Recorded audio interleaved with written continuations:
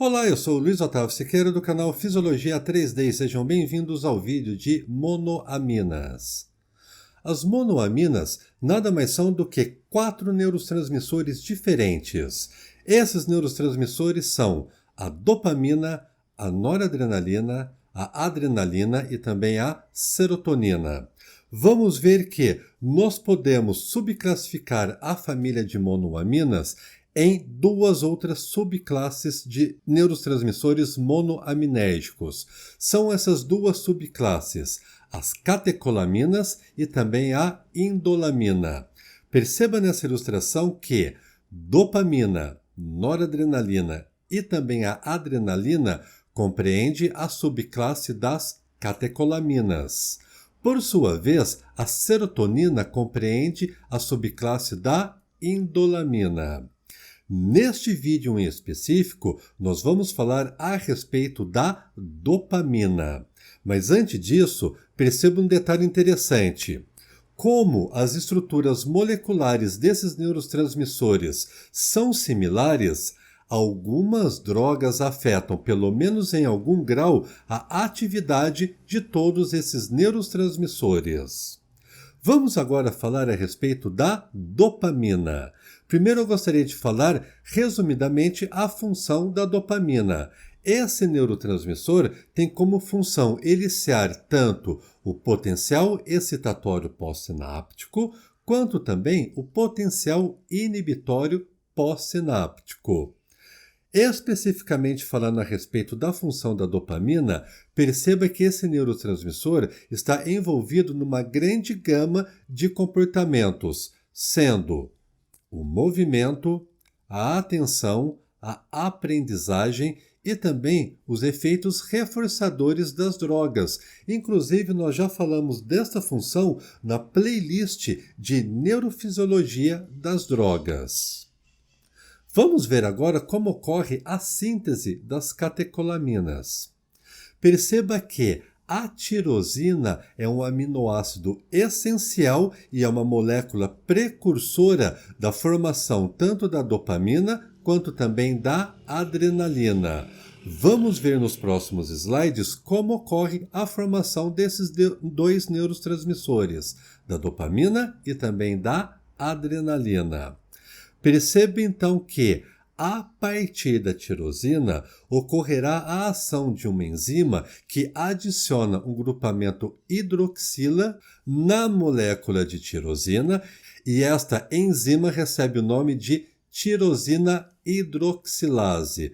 Perceba a tirosina hidroxilase colocando um grupamento hidroxila na molécula de tirosina.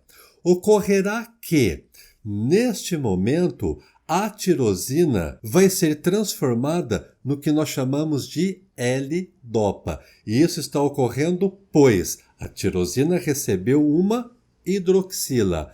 A L-dopa é a precursora da formação da dopamina. Veja um outro detalhe.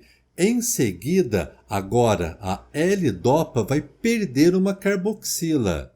Isso ocorre por meio de uma enzima chamada de dopa-descarboxilase. Perdendo uma carboxila, ocorrerá a conversão da L-dopa em dopamina. Perceba agora que a enzima dopamina beta-hidroxilase tem como função adicionar um grupamento hidroxila à dopamina.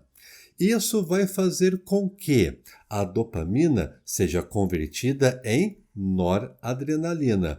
Perceba o grupamento hidroxila que foi adicionado à dopamina por ação da enzima beta-hidroxilase. Vamos ver agora uma animação a respeito da síntese das catecolaminas. Vejamos que a tirosina, um aminoácido essencial, é o precursor da formação de dopamina e também da noradrenalina. Vamos ver que, primeiramente, a enzima chamada tirosina hidroxilase tem como função adicionar um grupamento hidroxila na molécula de tirosina e isso vai converter a tirosina em L-dopa. Após esse processo, outra enzima, a dopa descarboxilase, vai remover uma carboxila e, desta maneira, vai converter a L-dopa em dopamina. Por fim, a enzima dopamina beta-hidroxilase adiciona uma hidroxila à dopamina e esta adição vai converter a dopamina em noradrenalina. Essas são as etapas da formação de dopamina e também da noradrenalina. Revejam a animação da síntese das catecolaminas.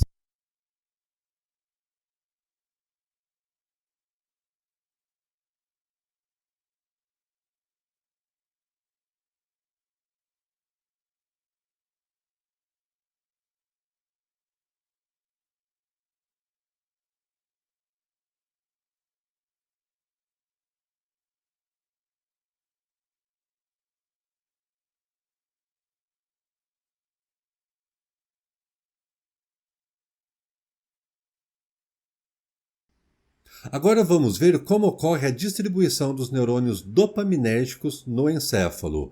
Pelo menos há 3 áreas de interesse dos neurocientistas. São essas áreas: o mesencéfalo, a substância negra e também a área tegmental ventral.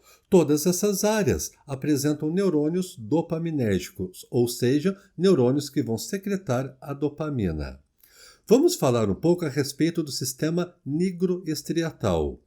Esse sistema compreende corpos celulares que estão localizados na substância negra e os axônios desses corpos celulares enviam prolongamentos para o núcleo caudado e também para o putamen. Esses 2 núcleos vão formar o néu estriado, uma importante área dos núcleos da base que estão envolvidas no controle do movimento. Vamos ver algo interessante a respeito disso. Falando desta área, é importante agora perceber que a degeneração de neurônios dopaminérgicos pode levar a uma doença chamada de doença de Parkinson. Essa doença ocorre graças à degeneração de neurônios dopaminérgicos que conectam a substância negra ao núcleo caudado. Veja essa imagem ao lado. Essa imagem mostra 2 cortes da substância negra. Este primeiro corte compreende uma substância negra saudável e perceba a densa distribuição de neurônios dopaminérgicos. Já a outra figura mostra uma diminuição dos neurônios da substância negra. Perceba, em relação à primeira figura, que esses neurônios estão bem mais pálidos. Isso demonstra a degeneração de neurônios dopaminérgicos. Essa degeneração é a responsável pela doença de Parkinson. Quais são as principais características da doença de Parkinson? A doença de Parkinson é um distúrbio de movimentos caracterizados por tremores, rigidez nos membros, pouco equilíbrio e dificuldade em iniciar os movimentos. Daqui a pouco nós vamos falar a respeito da administração de L-dopa, que pode minimizar os sintomas do mal de Parkinson. Mas vocês vão ver que essa administração de L-dopa pode levar a outras consequências. Vejamos isso em breve. Falaremos a respeito agora do sistema mesolímbico.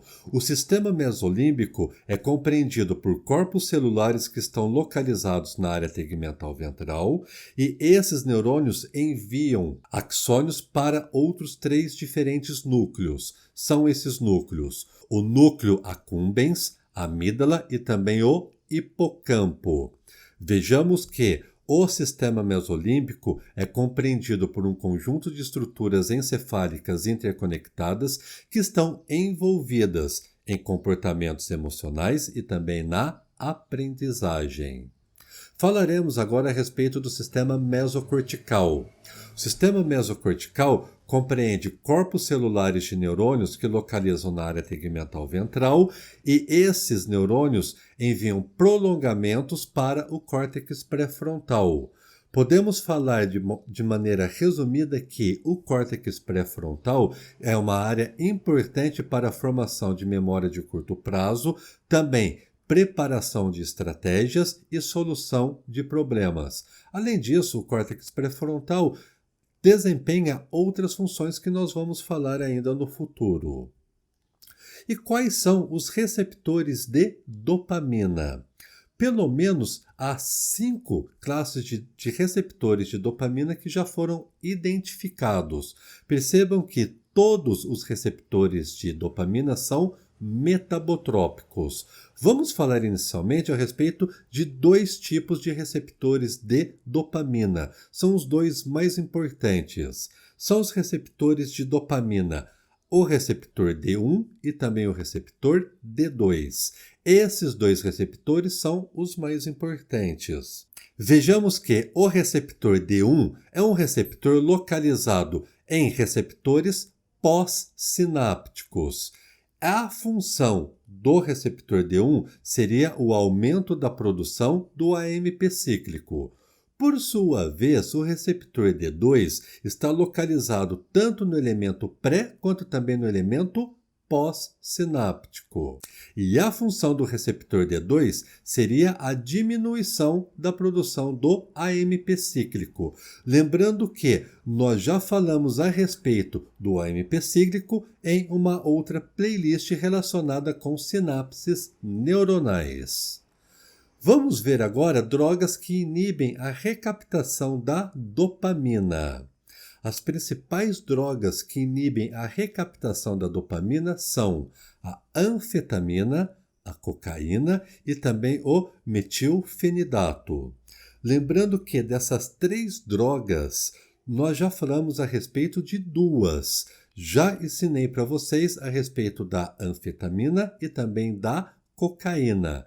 Essas 2 drogas agonistas da dopamina estão listadas na playlist de fisiologia das drogas. Ainda não falamos a respeito do metilfenidato. Agora, eu gostaria de mostrar para vocês uma enzima que regula a produção das catecolaminas. Essa enzima é chamada de MAO. Monoamina oxidase, e veja que essa enzima apresenta como função a regulação da produção das catecolaminas. O que essa enzima vai fazer? Presta atenção na função dela. A MAO tem como função converter a dopamina em uma molécula inativa. Portanto, a MAO é uma antagonista da ação da dopamina. Vamos ver que o deprenil é uma droga que inativa a MAO-B, uma isoforma de MAO. Inativando a MAO-B, o que ocorrerá? O aumento da liberação de dopamina. Isto porque, lembra que a MAO é uma enzima que tem como função converter a dopamina em uma molécula inativa.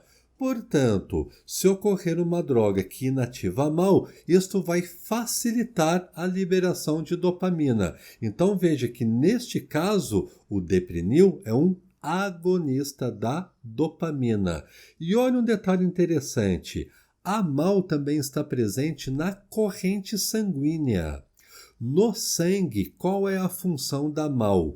Inativar a amina presente em alguns alimentos, como chocolate e o queijo.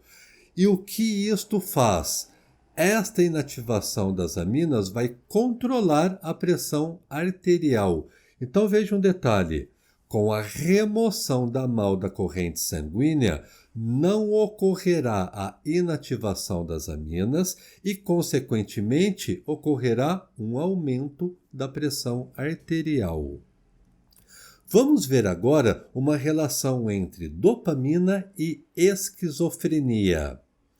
A dopamina é considerada como o neurotransmissor que pode estar envolvido na esquizofrenia. E veja um detalhe interessante, considera-se que a hiperatividade, preste atenção, considera-se que a hiperatividade dos neurônios dopaminérgicos são os responsáveis pela alta gama de sintomas apresentados na esquizofrenia. Nós podemos entender esquizofrenia como sendo um distúrbio mental grave. Nesse distúrbio mental grave, o paciente apresenta alguns sintomas como alucinações, em especial alucinações auditivas. Também apresenta delírios persecutórios, além de distúrbios de processamentos lógicos. Agora veja um detalhe. Drogas que bloqueiam os receptores D2 e o receptor D4 vão aliviar os sintomas da esquizofrenia. Isto porque há pouco eu disse que essa doença está relacionada com a hiperatividade dos neurônios dopaminérgicos, diminuindo a ação da dopamina por meio do bloqueio de receptores específicos da dopamina. Isto tende a aliviar os sintomas da esquizofrenia. Agora veja um detalhe bem interessante. Vamos fazer uma relação entre doença de Parkinson e também a esquizofrenia.